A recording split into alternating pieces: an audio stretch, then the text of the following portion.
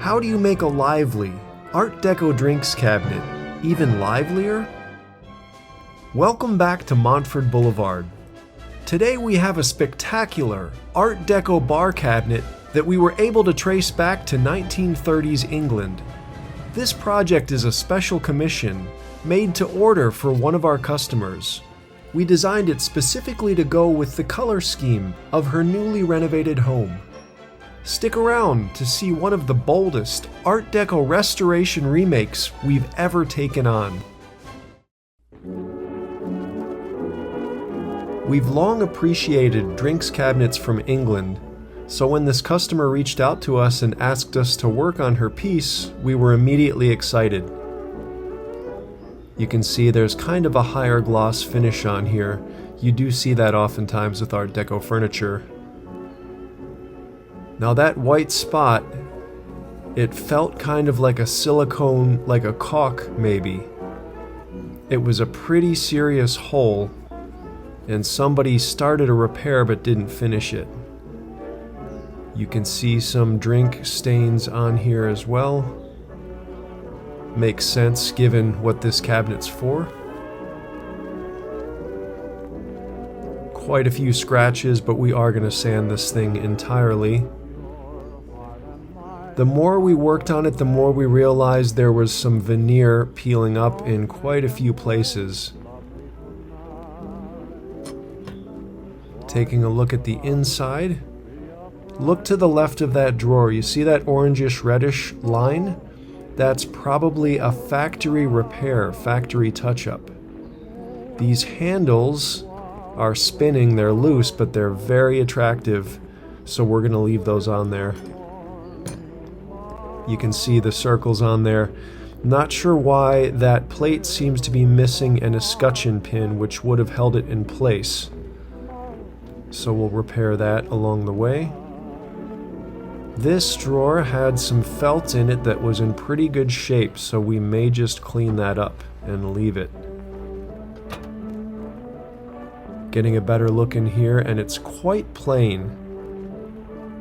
The owner of this piece was open to some bold ideas though, so we're excited to get to work on it. Some significant pieces of veneer missing at the bottom, and this is rare, but somebody had saved those very pieces. You can see they fit right in there. So that's a huge head start with that repair. Taking a look inside, and this is really the centerpiece of this piece of furniture. Looking pretty glitzy and glamorous already, but we're going to do some things to freshen that up. You've got the cocktail picks still in place, looking good. This juicer could probably stand to be replaced. There is some damage behind it, not that surprising. The mirrors look like they could be cleaned up, but they're going to work just fine. And then this light on the inside, we were surprised to see that. And that black button is likely to make it turn on and off as you open that lid, so we're going to test that later.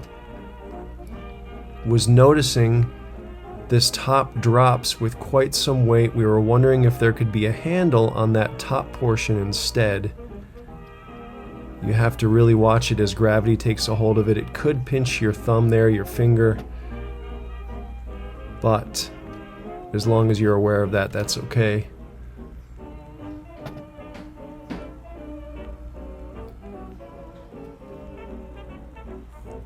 Taking a look around the backside, it is in good shape. You can see the wiring coming out for that light. We're going to test it later. No tags or receipts or anything like that, but fortunate that it is in good shape. You can see some attractive dovetail joints looking clean on the back here. So we do have some bold steps we're going to take with this piece. Some people prefer straight restorations, but This was already a glamorous and kind of a splashy piece, and we're going to really lean into that and expand on that aesthetic. It was fun that the owner of this piece was completely on board, and she made some really good decisions too. Back inside the shop, and we're going to take a look at this light here. Should pop out of there without too much trouble. We haven't seen one like this before. We were not expecting much given this is 1930s, but here's the cord in the back. You can see somebody clipped it, snipped it. So we found a way to wire this. We're not going to show it because we're not electricians and people probably would not like our method, but we got it going, and look at this.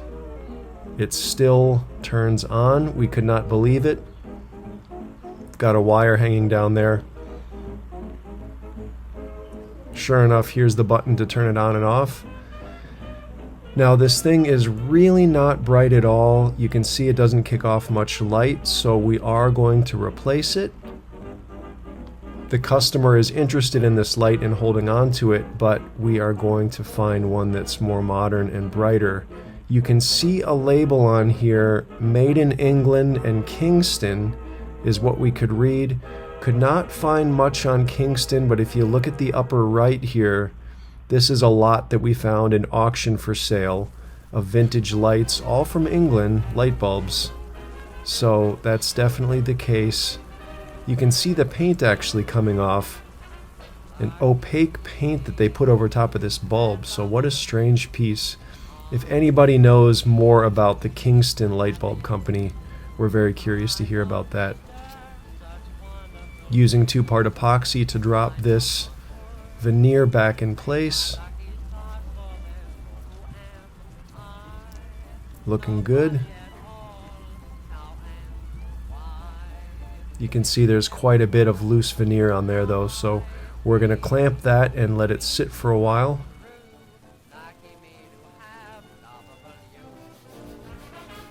As we work on patching some of this veneer here, just a quick question. Do you have a furniture restoration channel you would recommend? We really like to watch a channel called Flipping Drawers, but we're looking to connect more on YouTube and just wondering, what do you like to watch? Also, if you're a creator, furniture restoration person, feel free to just say hi in the comments. We will subscribe to you. Working on digging out this caulk, I'm assuming it is. It is paintable, but it's just not what you want to repair furniture with. Should be noted it was not the current owner that did this. She found this piece for just $100 in the condition it was, so understandable. Digging that out, you can see it was quite a deep hole. Something heavy must have dropped on there. It almost punctured all the way through. Just getting all of that residue off. We are going to sand, but we want to dig as much as possible out of there.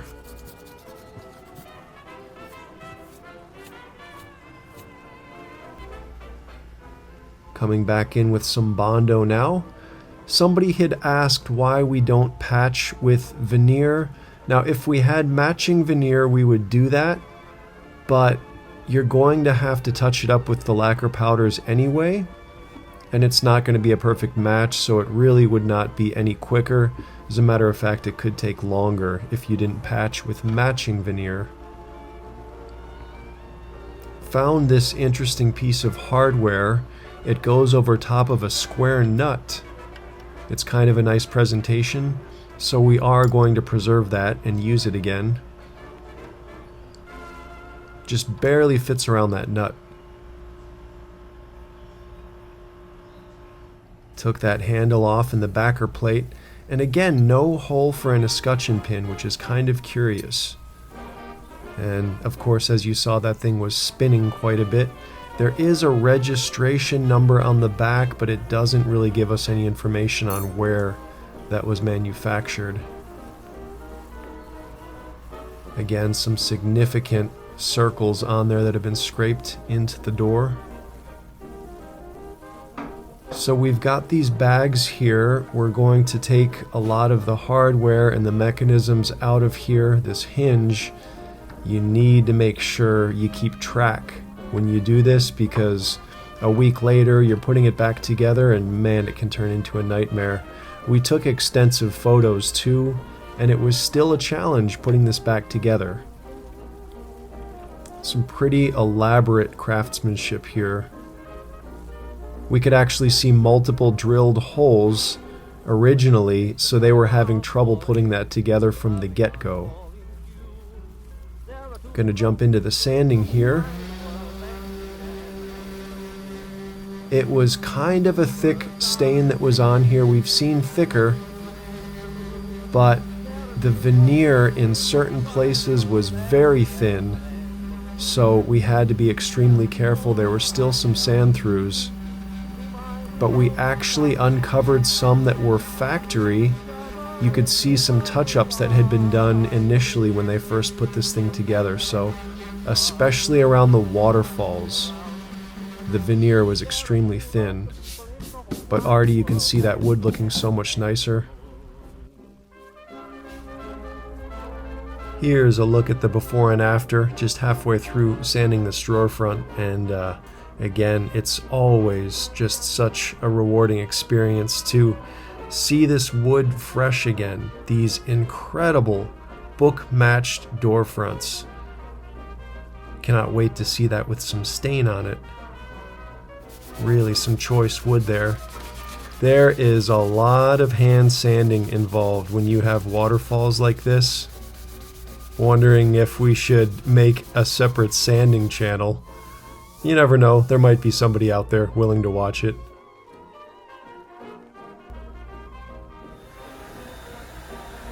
Cleaning up now, getting ready for some stain, but first we need to make sure we get rid of as much dust as possible. You can see we've left a center panel in there, not fully sanded. We have a graphic that's going to go over there. Pretty bold surprise coming later. These are some of the original sand-throughs in the veneer, if you want to call it that. You can tell that they were already touched up and repaired in the factory. Looking at all of the Bondo that we had to use to repair the veneer damage. Lots of areas we had to glue as well. We're kind of taking this apart in stages here. Now we're going to get this light fixture out of here. Since this thing is still functioning, we really want to keep this intact for the customer. Such a unique piece of history. Now this wire had the most interesting clips holding it on in the back. You could tell they were specifically manufactured for this purpose. You see that little protector there so that the metal doesn't cut into the wire. Pretty fascinating. And once we got this switch off, there was another clue. JEANI. They've been around for more than 100 years. I found this amazing footage of, I believe it's Trafalgar Square in London. Does that sound right? But anyway, they boast that they've been around for more than 100 years, still functioning today. You can find they're producing lighting products currently, so it was just interesting to see a company with so much history to it. Getting this tray off with the mirror, again being so careful just to keep track of all of the hardware.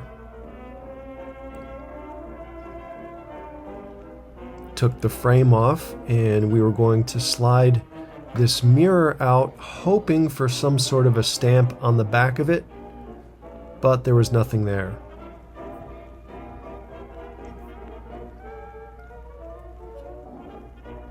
Now we're getting out the mirror that was inside of that case. Carefully removing this cover in the back. We're definitely going to use that again, reuse it at the end. Same thing on the back, no label. Maybe that's just an American mirror company thing, because oftentimes we'll see a date stamp when we take these apart. We are using naphtha to clean the face of this drawer and everything, preparing for stain here. This just removes oils and impurities and of course gets rid of all the sawdust. Look at these coming back to life. Such a joy. This is just naphtha, but the stain's going to make it even richer.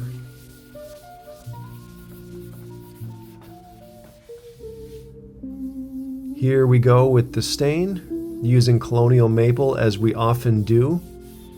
Just a little bit of orange, but not too much. You can see it's kind of a brownish orange.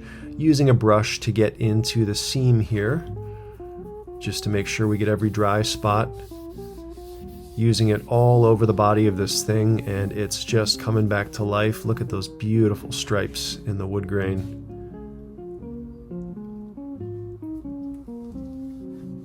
Across the front as well, and even the frame of that inside tray, everything is getting the same stain here.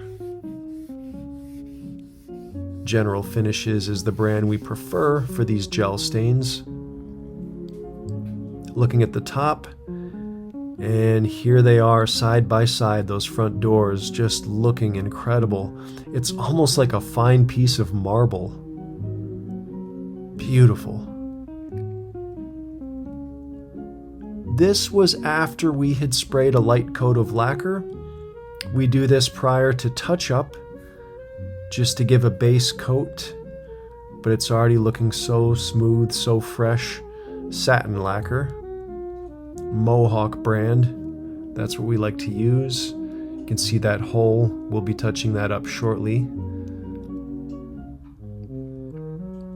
We found a gap in here that looked like it was warping, the wood is warping. We can't force it in, we're concerned that that could crack further. So instead, we're going to mask that off, fill it with some Bondo, and that will be touch-up later on.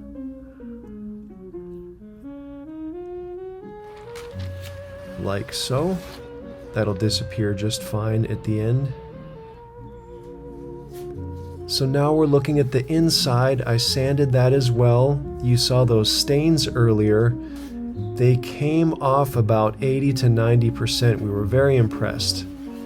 This is the top compartment, and we believe we can resolve this with just some gel stain. We first thoroughly cleaned it, but then look at that, a fresh coat of stain filled in those gaps and scratches. The lower compartment, we're going to use some black gel stain. It goes on quite dark, but you can lighten it a bit with naphtha. If you come in with a rag and just wipe it around afterwards, you can kind of get the desired heaviness, darkness. Working on the shoe here now that we have all of the veneer glued and patched with Bondo where it needed it. We're doing a coat with that colonial maple gel stain once again.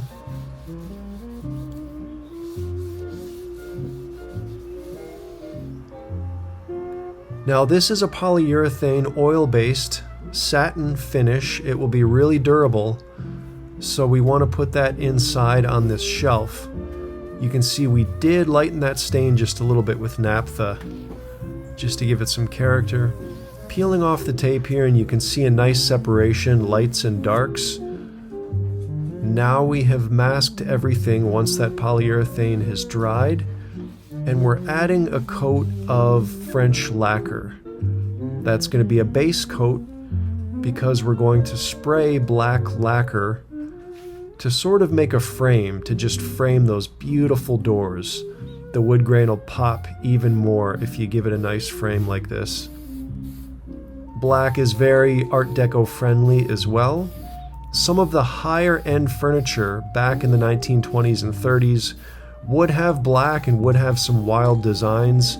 Most of what we're working on here is just regular consumer, the sort of furniture that a consumer could afford.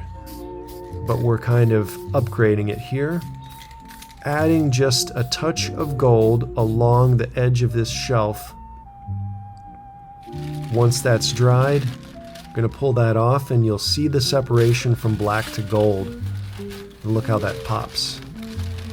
Just a nice rich touch. A little bonus when you open these drawers or doors that you'll see. It's always so satisfying to unmask and then step back to take a look. This furniture piece is really starting to come together, but we actually have quite a few steps left. There's so much to do that we actually decided to break this up into 2 videos. It's about to get interesting, so thank you to everybody who's subscribed. You might want to do so if you haven't, and also turn on your notifications to make sure you don't miss it.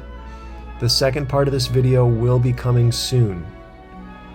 Once again, if you have any channel recommendations, please let us know. We are interested in finding more furniture restoration channels here on YouTube. We sure appreciate everybody watching and supporting our channel. The likes, the comments, the subscriptions, all of it does help. We'll be back again soon with part 2 of this video. But you're welcome back here at Montford Boulevard anytime.